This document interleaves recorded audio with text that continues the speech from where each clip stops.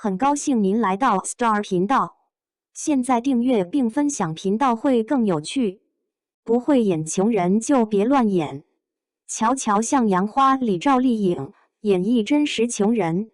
清明节期间，电影院竞争激烈，硝烟弥漫。虽然是小长假，也有7部新片上映。张艺兴便身为沉默不语的父亲，极具颠覆性的饰演聋人角色，以安静的形式来展现对女儿的爱。他一滴泪都未流，只是微微撅起嘴巴，就直接把观众惹哭了。大家都以为他是鲜肉偶像，却不知道张艺兴早已悄悄开始了转型。电影《不说话的爱》也许会帮助他再次重塑公众的认知。蒋奇明和肖央执导的电影《阳光照耀青春》里，再次将镜头聚焦于精神病院。影片中，一个正常人意外被送入精神病院，面对这样的困境，他要如何证明自己并非精神病人？故事中，某位病友大展演技，将情节推向高潮。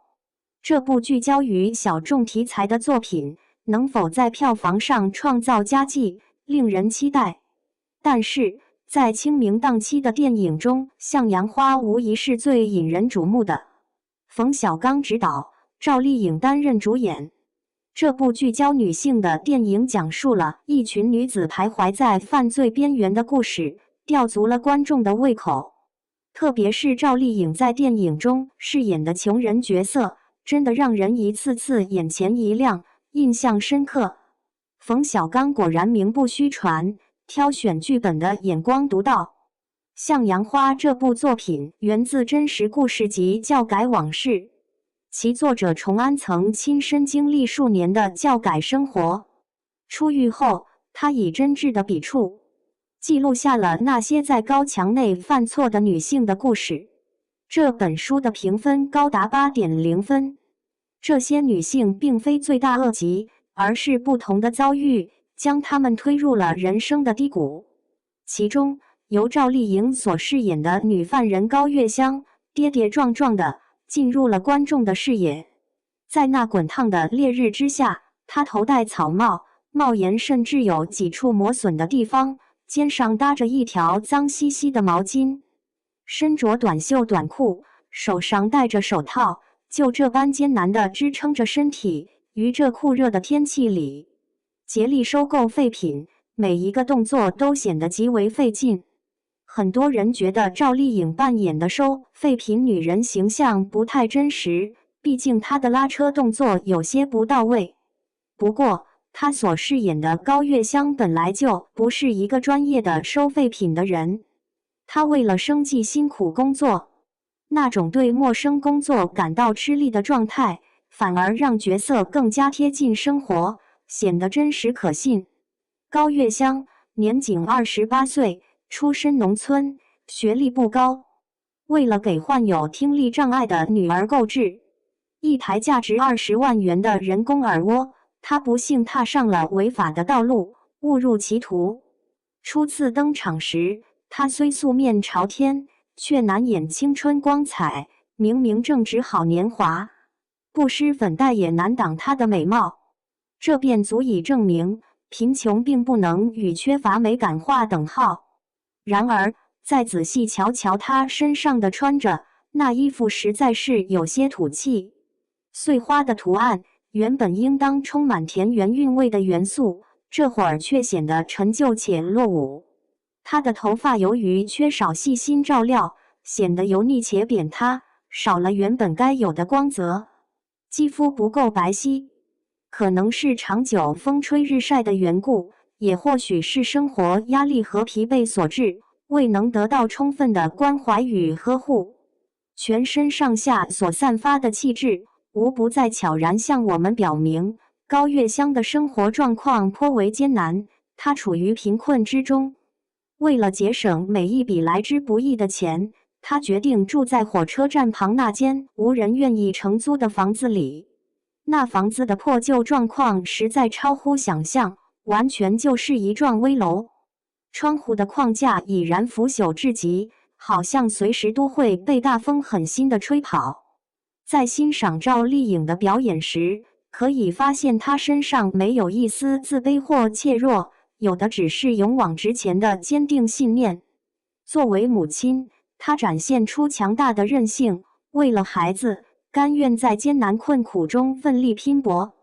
为了挣钱，她前往宾馆打扫卫生，一次次的清扫房间。到了晚上，又去夜场卖酒，把自己打扮得艳丽动人。然而，为什么始终攒不够20万呢？赚钱真是太不容易了。赵丽颖绝望地低语着，随即软绵绵地瘫坐在的，仿佛浑身的力量在一瞬之间都被抽空了。她的头发黏糊糊的，沾着油垢，衣服上满是汗渍，脸上也蹭上了灰尘，看起来又脏又累。你知道我们赚钱有多艰难吗？此时的她狼狈至极，毫无形象可言，就这般无助地倚靠在天桥的桥洞旁，眼神空洞迷茫，禁不住深深叹了口气，满心忧愁地慨叹道：“生活怎么这么艰难？”然而，在下一个片段中，赵丽颖的眼神再度发生变化。当看到自己的女儿时，原本暗淡无神的双眼瞬间变得极其柔软，就好像有一股温暖的清泉在其中潺潺流淌，散发出一种坚定的光亮。